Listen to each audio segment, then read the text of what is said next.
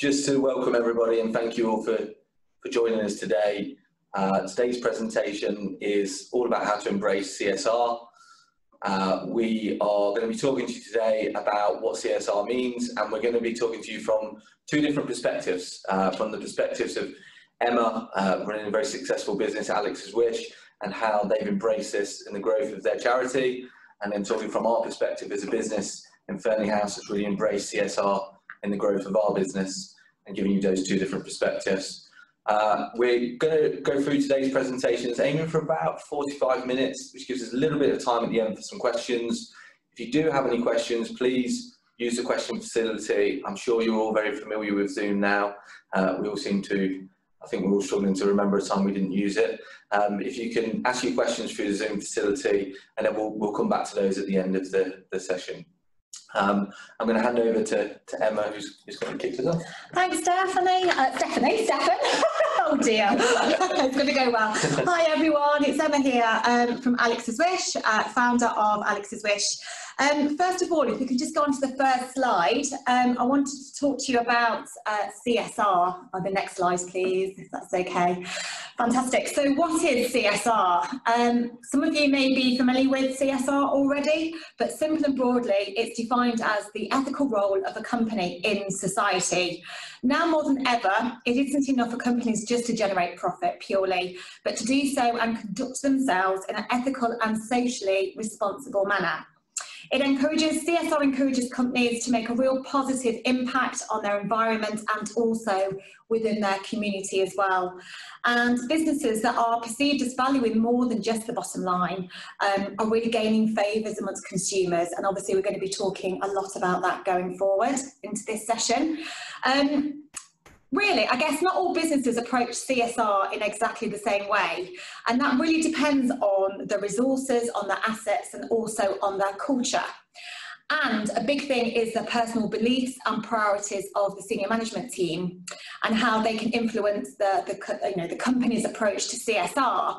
I mean, some examples for you really is volunteering and services in kind, which can help to build new skill sets and increase confidence. Gifts to charities, so some can be financial, some can donate prizes, or there could be other ways to gift to charities. Or donate a percentage of your sales is a good one, and again I'm going to give you lots of examples of these going forward.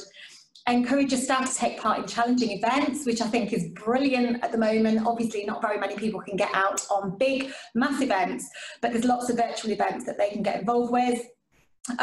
Mainly around kind of sports, so that's, you know, sort of cycling or running, etc. I think you've probably seen a lot of those with the 2.6 challenge, the My Prudential Ride London, and many more.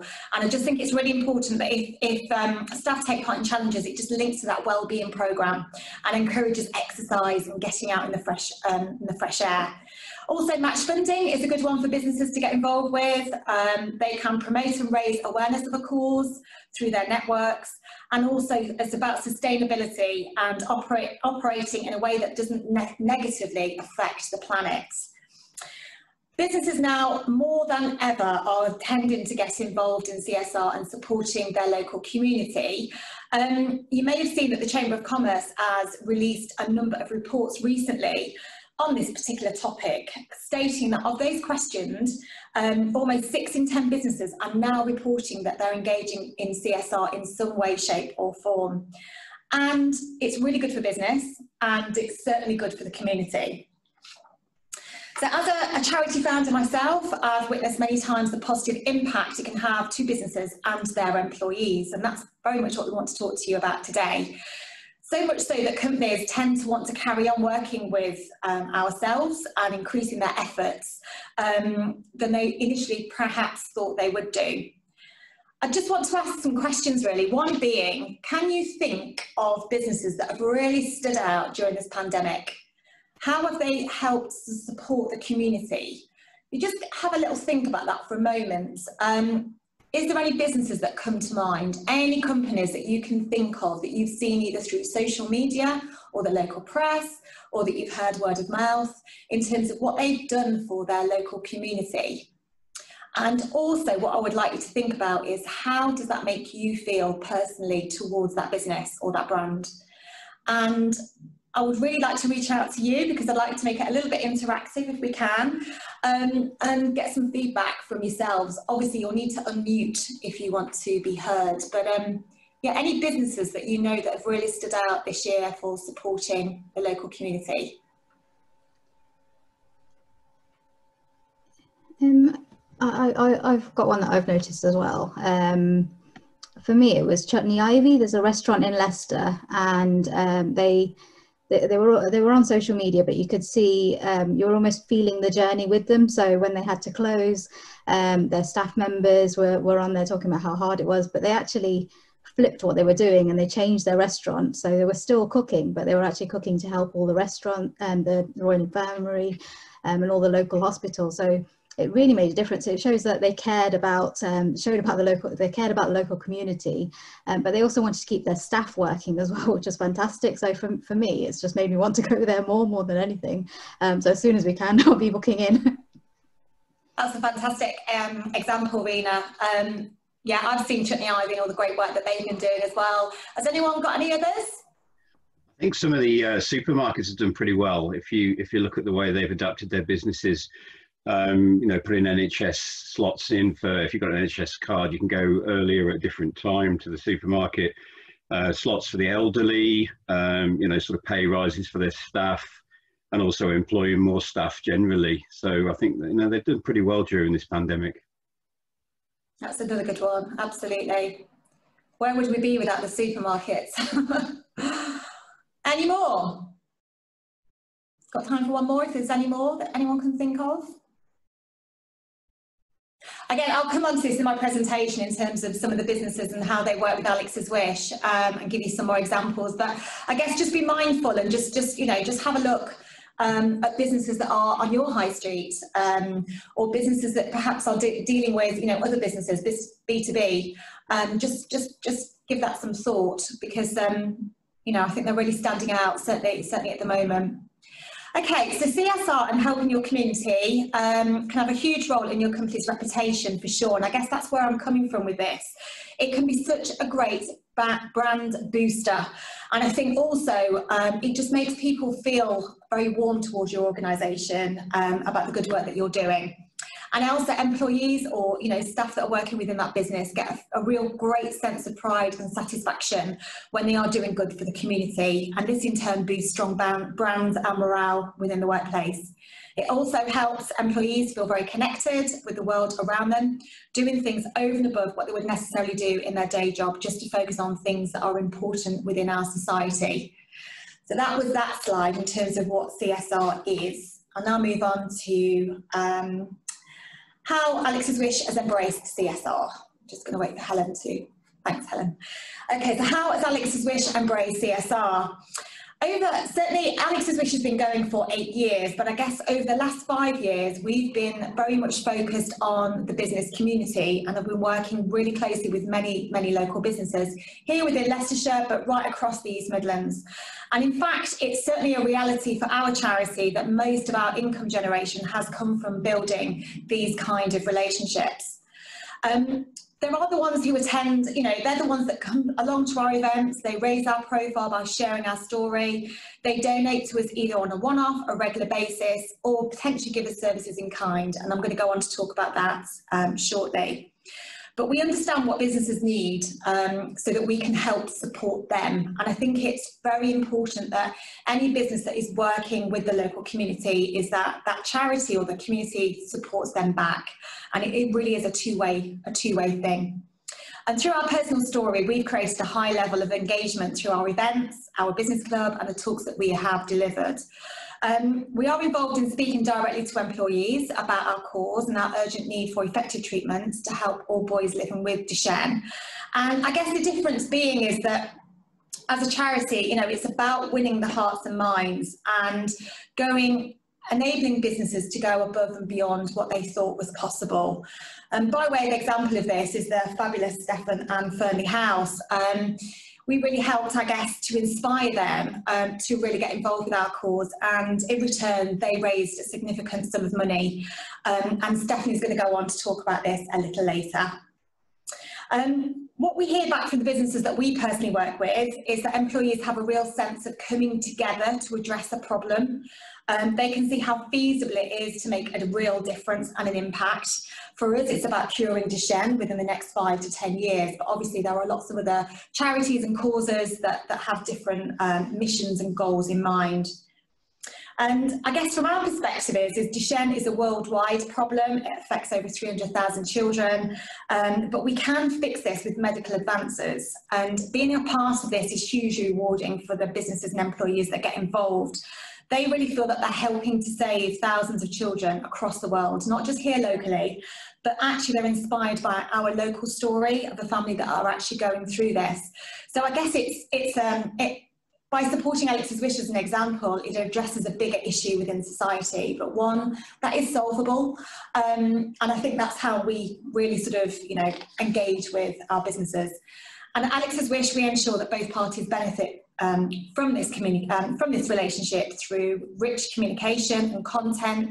And I think really it's important that charities always explain the impact in terms of, where their money is going to go and how it's going to make an impact, because I think that in turn just, increases engagement within businesses and within employees. And I think also, it demonstrates the value that we can then share through social media. So you can then go out to their clients and their suppliers, and also to the local press. So we help generate a lot of local press stories, which again increases credibility and visibility of both the charity and the organisation that they're supporting.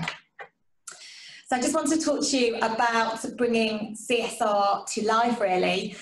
And there are a number of ways that businesses can support the community and the charities that they may want to support. One fantastic way, it's not always financial, it's about services in kind. I've put some business logos up on here, company logos that have supported Alex's Wish. These are businesses that have helped us either ongoingly or on a one-off basis. And HSB Tax Limited, for instance, they do all of our annual accounts and all of our accounting. So they do that, and they do it as services in kind. So it doesn't cost the charity any money, and they see it as they're adding value to the community by doing what they do best, and that is providing tax advice and putting the financial accounts together. So it doesn't necessarily take up any financial element and doesn't always mean a lot of time, but it means so much to charities like Alex's Wish. Another example is Masters Hallam, who is a creative agency here in Leicester, and they develop our graphic design work for us. In exchange, again, we work very closely with the businesses that give us services in kind. So we're giving them something back as well. We help to promote their brand, either through the local press, social media, and also at our events. So we'll put them as an event sponsor if they've developed all the graphic design work, so we give them visibility. You've got Brookshire Insurance, for instance, who give us our annual insurance, charity insurance for free.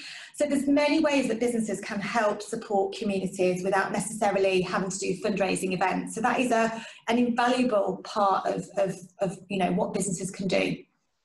The second one is donate a percentage of profits given. Ben's Kitchen is a prime example. So they deliver, again, through the pandemic, Sunday lunches directly to your door. They're absolutely delicious, by the way, so check them out, Ben's Kitchen.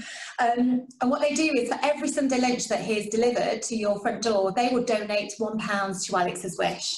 And also throughout the pandemic, they actually supported and delivered lots of food to the NHS. So I think Ben's Kitchen, they're a relatively small organisation, but they've helped the community in a big way.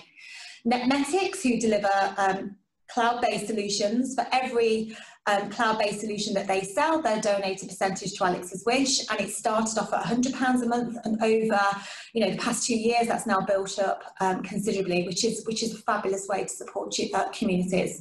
Property Index, again, they give a percentage, and the Property Fox have worked with us as well.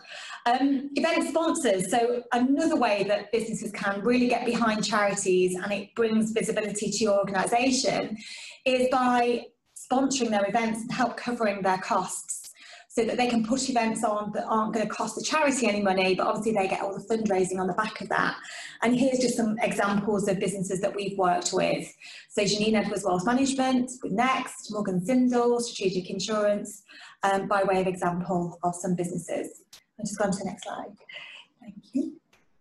The next one is regular giving. So we have got our own business club, and through the business club they donate to us on a regular basis, and in exchange for that we do at the moment it's Zoom networking events, and we put on key speakers, so we give something back to the businesses, and also they get to network with like-minded individuals as well. But here's some examples: Spirit Healthcare, Fashion UK, Buckley Insurance Group, Guinness Wright, Patterson's Commercial Law, CS Ellis, Salisbury Harding and Barlow. So they're working with us on regular giving. And then you've got big events. So Furnley House will talk to you about their ball that they did. We've got Miss Great Britain, who got all their Miss GB girls involved in fundraising. And then we have the big Miss GB events, and that was fantastic. And then Glynis Wright, through the Law Society, she did a Zipwire challenge. So there's, you know, anything from delivering services right the way through to big events. And then, of course, regular fundraising and Charity of the Year. And again, here's some examples of businesses that have either taken us on as Charity of the Year. Salisbury Harding and Barlow, for instance, is an example of an organisation that took us on as Charity of the Year. And now they've been working with us, I think, for the past 3 or 4 years, which is just wonderful. So hopefully that gives you some idea of how businesses support community and support Alex's wish. And then if we can go on to the next slide, please. And then Scape Group is a case study.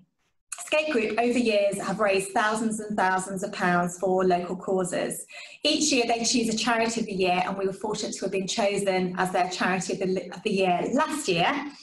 And they gave the charity so many opportunities for us to go in there and deliver talks to their employees. And that enabled them to understand about the cause, the impact they would have, the importance of the work that we're doing, and how they can contribute and how they can help. And then we did lots and lots of fun throughout the year. So as you can see there, we've got ex-runners. We did a big quiz where they invited their clients and their suppliers and their employees along. There's my daughter there, Isla, in the pink top. She got involved in delivering the raffle, which was hilarious, but she wanted to get involved. So they got the family involved, they got Alex involved. And then right the way through the cheque presentation at the end of the year, again, I went in and talked to the staff in terms of to thank them personally for all the work that they did, but also again to say, right, this is where the money's going to go and this is how it's going to make a real difference. And Scape Group have worked with a phenomenal amount of charities. One thing that I was really super impressed with Scape Group is that they send out questionnaires to all their employees, and it's a wellbeing questionnaire, and one of them is asking them the question, you know, why do you love working for Scape Group? And the sheer fact that they work with communities and they've got a great CSR policy came up really, really high on the agenda.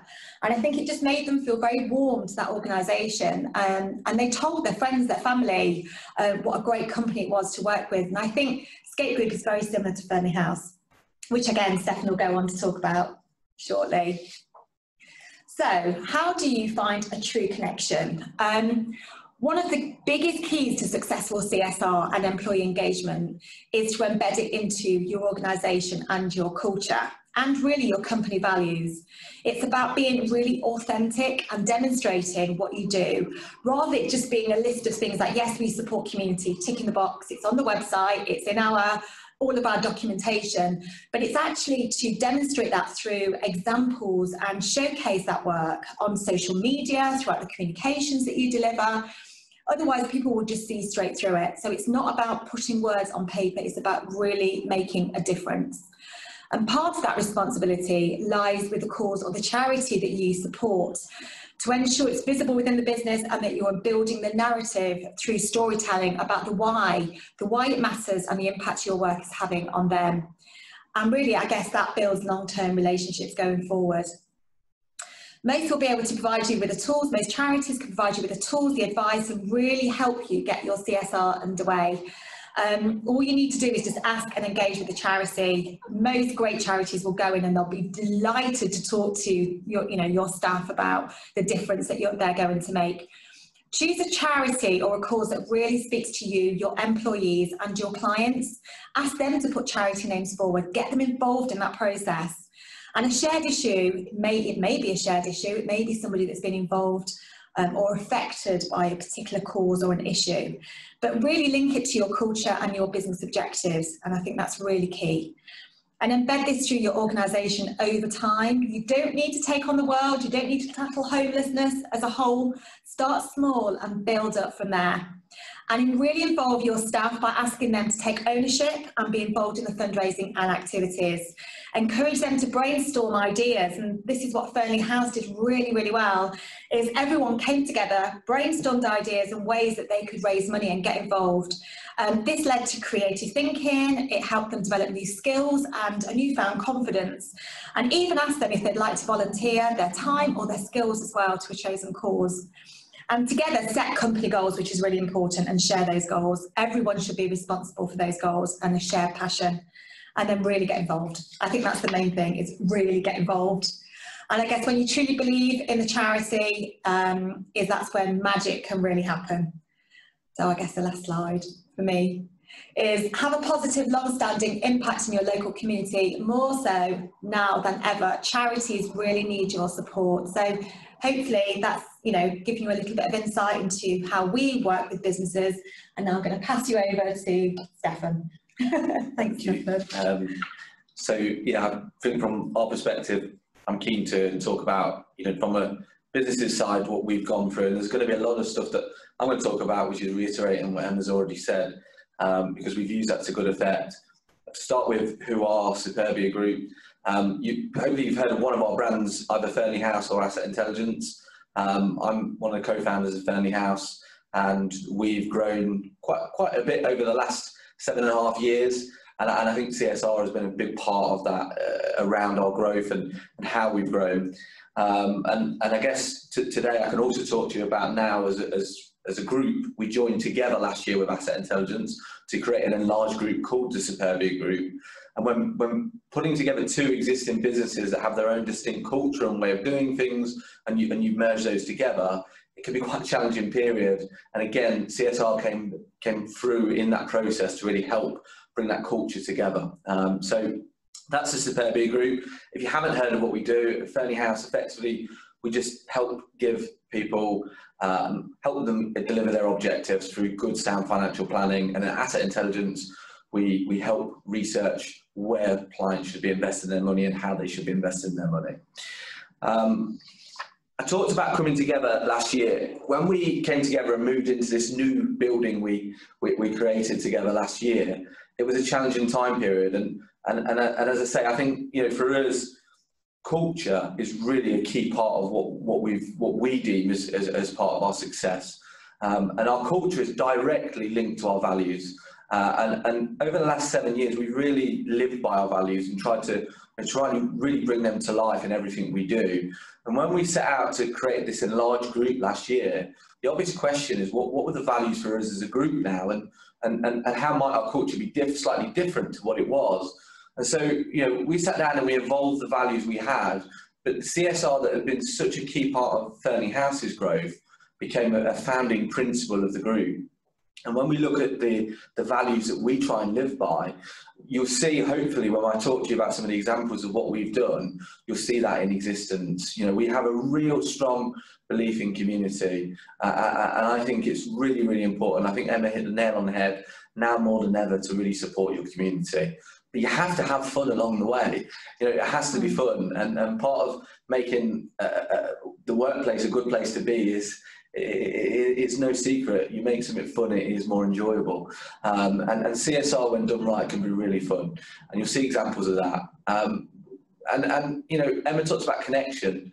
Connection creates passion, and when you're passionate about something, you'll always do better. And so for us, having passion around what we do, the CSR piece can be some of the bits the staff are most passionate about, and it really does encourage that courage that you need.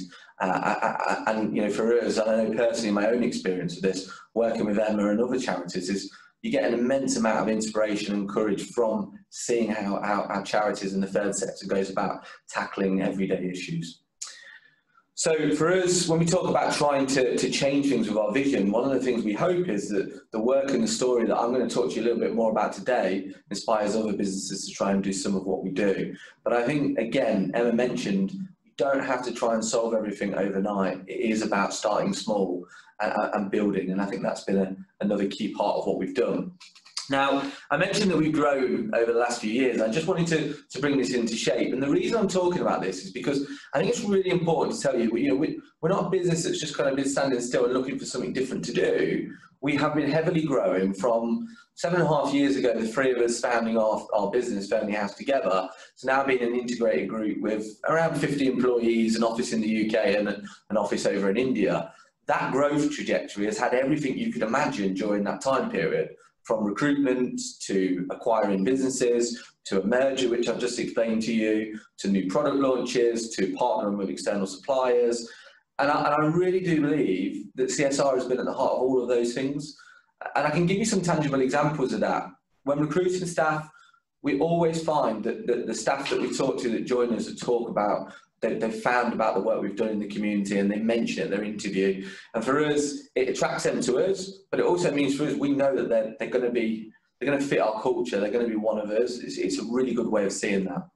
I talk about acquisitions. We bought a firm last year called Richard Billington, and Debbie and Richard that sold that business to us, it was their life's work. And they had 11 firms bidding to buy that firm off them. And they themselves explained that the reason they picked us over the other 10 firms is because we just had a real connection to us because of the work we do in the community and because of our ethics and values and what we stand for. And then other things that have come about, I've already mentioned about when joining our two businesses together last year, creating that new culture.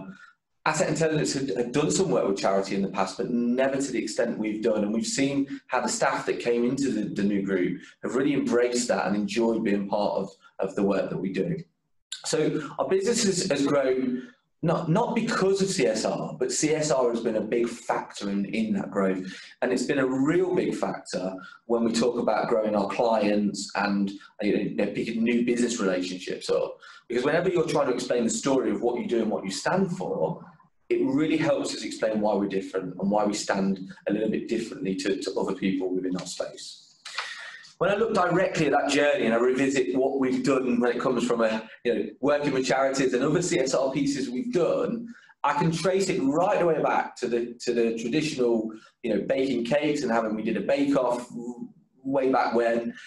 We did trying to fit as many people as we could in a Fiat 500 car, which was fun.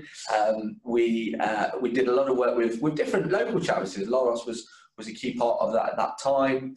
And then, we started trying to embrace internally, as well as working externally with charities, but internally, the way we treat our staff, the way our policies are wrapped around that. We bought a thing in called Pride, which is a way of enshrining the way we look after our staff. And I think that's really important, because I think congruency and alignment is really important. You try and tackle issues and you try and do something good in the community. It doesn't work unless you get it right in-house first, with the way you treat your people and the way you look after your people. I think that's really important. And when we came across Emma and working with Alex's Wish, it was a fantastic partnership. We sat down with aspirations to try and raise £15,000, and as it transpired, just on the one charity ball we did, we smashed that target on one night, and a series of activities that we did along the way was just fantastic. And that really gave us our inspiration to say, if we can do this and we can do such a good work, there are so many other issues out there we connect with, we'd like to help more. And that was what made us set up our foundation, which successfully repeated the charity ball. And we didn't think it was possible. We even exceeded the previous year with the amount of money raised and the success we had from that. And we were able to give our first community grants. So we were able to deal with larger charities, but also smaller community issues. So we continued to help Alex's Wish, but we also helped fund Calm's East Midlands hotline for male suicide prevention, a cause that was closed to many of us. And at Christmas last year, we handed out grant to the Open Hands Trust to hand food parcels out for families that were struggling to make sure they could get a Christmas dinner. And so ranging from those little issues to bigger areas, we were able to support financially, and that was something that we've been really proud of. This year has been really challenging with COVID-19, and we got involved very early on in trying to help with discharge packs for people that were being discharged from hospital. And then, it made us really revisit, and I mentioned this, it really is important that it made us revisit internally what we look at with our own staff. We saw that being in lockdown had unintended consequences, more time in front of screens, less exercise, not eating as well. And we tried to really tackle that by ranging from giving our staff fitness trackers to encourage them to exercise more, doing joint cooking classes on a Friday afternoon, having boxercise, Pilates classes, various things. Because again, it's really, really important when you're tackling these issues in the community, you don't forget that your first community is your staff. They're your most important stakeholder. And then the most recent thing, and I'd urge any of you that there's not a lot of, I'm sure not a lot of you have got things to do now. We've closed all the restaurants and bars and things again, but on the 24th of November, we have the community awards that we've set up and formed this year to really try and recognise examples of people that have gone out of their way to create community during this difficult time, ranging from individuals, businesses, charities, community organisations, and celebrate what they've been doing. And I'm really, really proud of that work. So for us, it really did start out with small things, and it has grown and continued to grow. And I'm really proud around all those different activities that have happened. But importantly, as you can see, hopefully from the photos, for the staff involved, it's just been real fun. And there has been so many different things we've done. I've got to be honest with you, I personally preferred the charity balls and doing the wall front, but I've done the wall front. I may not do another one, but we can all say that we've had fun in different ways along this time period, and that's a great shot to illustrate how enjoyable the wall front actually is. So yeah, but for me, when I think Emma got this hit the nail on the head with this. What does it mean for our staff? We ask our staff what it means for them. And we have a sustainability working group of representatives across the group of employees, and we just asked some of them, what does it mean for you about the work we've been doing? And I've got three interesting quotes here. One from Ed, which just says, it's been exciting and eye-opening to be given the opportunity to make a positive impact on the group, from looking at practices and ethics to improving staff wellbeing at a time when it's appreciated more than ever as an employee. I've got another quote that says, knowing that your employer is going above and beyond for the local community really makes you feel confident that they'll be there for you as an employee. And that's one of the reasons I joined the company. And then finally, when talking about the work with Alex's Wish and other charities, in promoting the charity, I hope I am making not only a positive impact for the charity, but promoting Furnley House, both the ethos and that it is a good financial advice business. And so you can see when you hear those stories and you see those pictures that it really does mean something to our staff, and it really has been a key ingredient for us in the culture and success that we've delivered together. And why is that important? For me, now the challenge to businesses is it used to be you could have a great product or a great service and you go about doing your job, but that just doesn't work anymore. The ever-present presence, the ever-growing presence of millennials in the workplace being the biggest demographic growing in the workplace, they don't want to work for a business that just goes about doing its thing. They want to be working somewhere that's exciting and has a cause and a purpose. They want to be involved in doing something more than just a day job. It's really important to them. And actually, businesses in the modern world that just that don't grow, they're really going backwards. Businesses have to be innovating and working and finding new ways of doing things. And when you work with charities or community organisations, it really is a learning exercise. You find, I think Emma mentioned it, you tackle new problems, you get taken out of your comfort zone, you find different ways of doing things. And I think for me, it's immensely rewarding for the businesses from that perspective. And it's helped us, I've mentioned about recruitment, but I think it's one of the reasons it helps us retain and keep the talent that we've got working with us. Now, of course, for me as a business owner, when I look at the benefits I get from all the CSR work we've done, I can talk a lot about the enjoyment I've had personally, but also the team have had. But it's so much more than that. Every business is trying to dominate the space they operate in. It doesn't matter what you do, what your product is, what your service is. Every business is trying to dominate the space that they operate in. And marketing's changed. It used to be about what you say, but now marketing is so much more. It's about what you do, your actions. It's about what you stand for, your values, your ethics. And, how do you act? How congruent is that between what you're saying and what you're doing? And I love this bit, the choices you make when you're sure no one is looking. Authenticity is so crucial. You can't just come up with some values and write some words on a wall and say that's our values. You have to live by it, and it has to be part of what you do. It really, really is essential. And why? 90% of consumers will switch to a brand that supports the cause they care about. Emma asked you if you can think of businesses that have gone out of their way to do something a bit different during this crisis, and there are so many examples of that. But equally, if you think to yourself about businesses that the opposite, where that something's happened that just goes against your ethics or your values, and you hear stories about businesses and practices of businesses that might have an amazing product or might have a great service, but actually they've done something that just isn't compatible with your views, you will vote with your feet. You will find another business to deal with. And I think that is a force for good change. It forces businesses to want to change. And for me, that's something I think which is really, really important.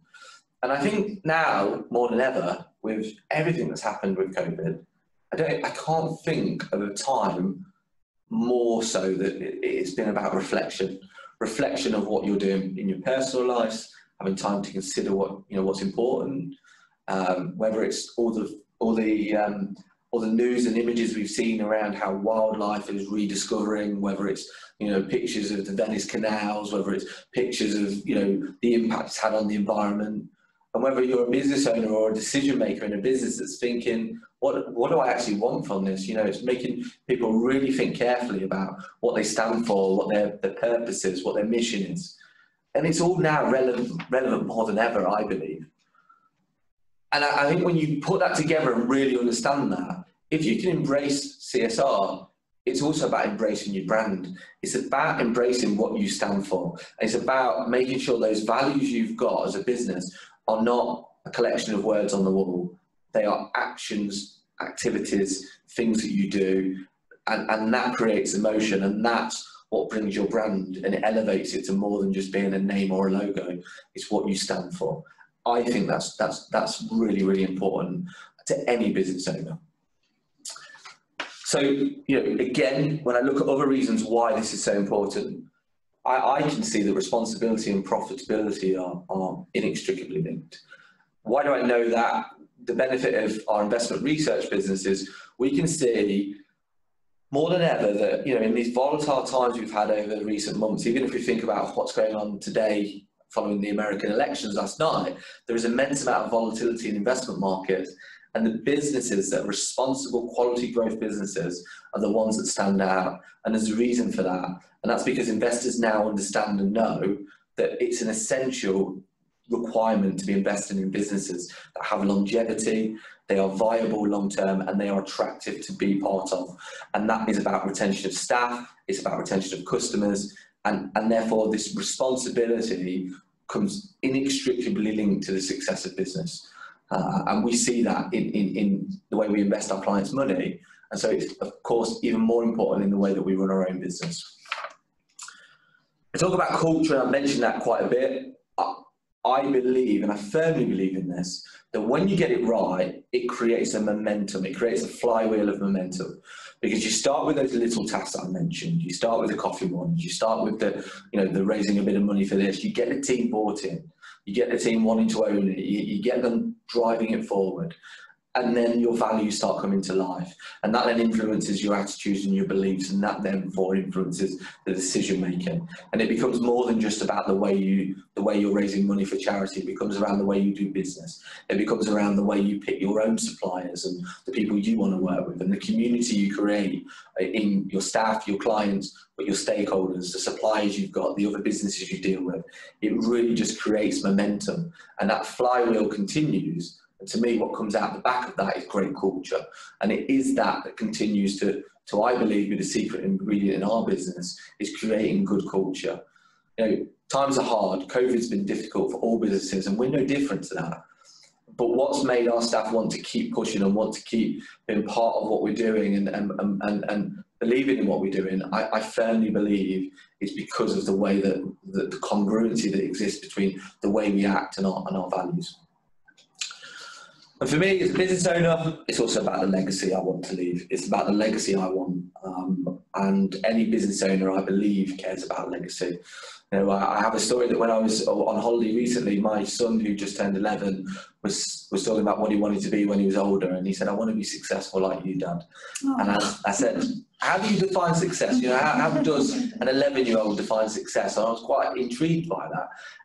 And obviously there was some expected materialistic points. We're fortunate to have a nice home and a nice car, and he mentioned those. But he said, Dad, it's about the way you help people. And for me, that is the legacy piece. And I think that as any business owner, I think legacy is really important, because that's what you create when you start a business. So for me, I think that's also a really connected part. And I feel immensely proud by the things that we've done as a business. Of course, the other benefit I get is it empowers amplification. People talk about what we do. And you know what? I'm very relaxed about the fact that people might talk more about Furnley House because of the community awards or because of the great ball we went to. They might be talking about that a lot more than the fact that we're good at looking after their money. And that's okay with me, because I just know we're good at what we do. And actually, I'm quite comfortable about people talking about what we stand for and what we're about. That, I think, is really, really beneficial for us. And then, what I also look at is I look at this responsibility piece as a business owner, and I look at the number of people we employ, and I think that in this current climate, responsibility is really, really important as any leader. And when you get this right and you embed it through, because it's not just about working with charities, it's about the way you work internally with your people, it means that you really look after your stakeholders. You remember who your stakeholders are. They're your clients, they're your staff, the people who interact with your business. And when you tackle some of these issues in the community, you may not always see directly how it benefits your staff and clients straight away.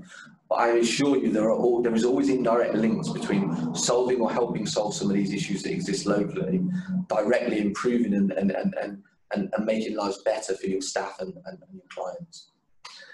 So for me, I would urge you to really seriously think about what you're going to do. Pick one thing. Don't try and pick loads of areas. Pick one thing that you really connect with and care about. And this links into what Emma says. It doesn't matter what it is. Just start somewhere and pick a focus. And it could be about picking a charity you want to work with. It could be about making the workplace a better place for your staff. It could be about thinking about sustainability and the impact your business is having on the environment. Just pick a thing that matters to you and your staff and start work on it. Get the team together.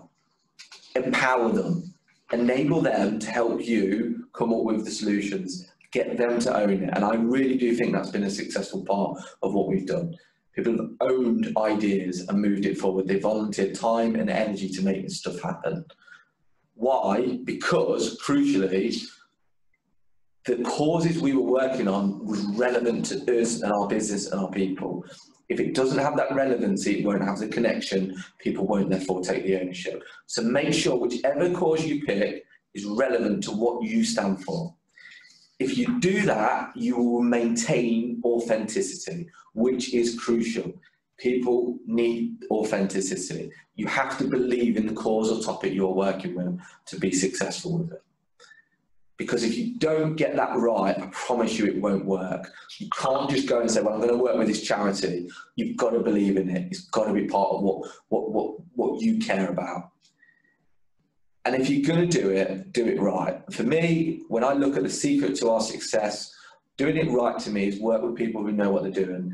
I can assure you we wouldn't have made the steps forward we've made as a business without working with Emma and having the inspiration and time of Emma to help us. There are plenty of Emmas out there, okay? So whether it's Emma at Alex's Wish, whether there are other charities, find something you care about and they will help you. And equally, I think our contact details are available. Connect with us on LinkedIn. If anybody's got a question for me, I'm more than happy to help with some ideas of how to go about it. So I think that is our presentation. And I guess have we got time for questions? Yeah. Okay. What's your values, Steph, and how do they fit in around CSR? Well, the values, that might have come up before the slide on the values. So we went through that on the slide. Yeah, I mean, Furnley House's values were, before we formed in this new group, which we lived by over the last few years, you'll see the evolution into the new values was about being client-centric, putting the clients at the heart of what we do. It was about sustainability, being here for tomorrow and being aware of how sustainable we were as a business. It was about being innovative and trying to find new ways to solve problems and new ways of doing things. It was about community and fostering community, both, and how we define community was our staff, our stakeholders, our wider community, and then finally it was about being brave. And being brave means being willing to take risks, being willing to do things, but also being willing to say, no, that isn't the right thing to do. And that was the values that served us well for a number of years. And I think the most important one out of all of those was community. And that was about creating a community and then continuing to live by that community. You can see the values we talked about in the presentation. We've evolved those recently, taking into account we're now, in this wider group situation, and also, maybe redefine those, because we recognise that sometimes we're quite ambitious around what we want to do, whether it's in the business side or whether it's about the work we do in the charity. When we sit down and we say we're going to do a ball, we had real high targets what we wanted to do, and we all sat there and were saying, come on, are we sure we can do this? And I was continually driving and saying, come on, we can do this. So we want to push. We've got to remember to have fun along the way. And I think that's the thing we've introduced in the newer values. And when you look at the pictures and the evidence over the years, I think that's something we ensure we try and do as much as we can. So hopefully that answers that question. Can I ask something? Yeah. I think, in terms of taking things forwards, obviously we're all in extremely uncertain times. You've talked a lot about community in many different ways. Have you got any ideas as to how Furnley House can support the community around it and the communities that it's involved with, just to provide moral support, if nothing else, to get people through this incredibly difficult time when mental health issues in particular are, if they're not brewing underneath, they're going to be very, very soon? I think it's a great question, and I was on a call yesterday about this same topic. We've got the foundation that we established, and part of the foundation is about trying to raise funds and find areas to spend those funds. And there are so many issues. We saw this with the Community Champion Awards. There are so many issues out there. How do you pick? Where do you start sometimes? And so part of it for me is about really understanding who your community is and trying to get to understand what is actually impacting your community. And that requires a lot of listening. So for us, it's about trying to find tools around how we can listen. What came through loud and clear in the Community Awards, and I was at the fortune of being able to judge all of the categories of that, or involved in the judging that was. And I saw all the entrants was for me one of the biggest ones I've seen. And I think it's not publicised, but actually when you get to see the grassroots organisations doing something, food poverty is really, really present right now. And one of the things that came out of this judging that I'm doing some work on at the moment with some of our trustees is around seeing if we can connect some of those things together. Because there are some great organisations doing some great work around Leicestershire, and there are some people with clear needs. And sometimes it sounds simple, but sometimes it can be as simple as making sure the people with the needs and match and understand the services that are available. And that's what we're doing some work on at the moment, is about trying to understand how 2 or 3 or 4 of the community or charity organisations that came across in these awards are doing a really good job in this area. If we can get some of those together to work together and combine that with some of the knowledge and understanding we have from within our community, we've got a lot of connections in the education space around Leicestershire. So we can actually understand what's going on in the education space, put that together with some of these organisations that are doing a great job, we might just be able to put the right people in the room together to try and tackle some of these things. And I think, it isn't always about money. I think Emma hit the nail on the head when she talked about services in kind, some of these charities and community organisations just require a little bit of time spent, or a little bit of access to some of your networks that you may have as a business owner, or a little bit of opening of doors for them. I think that can be as valuable to an organisation doing good work as it is about giving them some extra funding. And so for me, that's how I think how I'm trying to tackle it. I think there's plenty of other ways of going about it, but I really think there's enough organisations out there doing great work. It's about helping support them. I don't think we need to be setting up more organisations. I think we need to be helping the ones we've got in the community and helping them do some real good work. Yeah, joined up thinking, joined up work. Yeah. That looks forward to your brand. It's my brand, but it's also just joining all those things up. That's absolutely what you should be doing. Brilliant, Anya. Well done. Thank you. Any more questions? We've blown them away. And we're on time, which is oh wait, fantastic. Good. Excellent.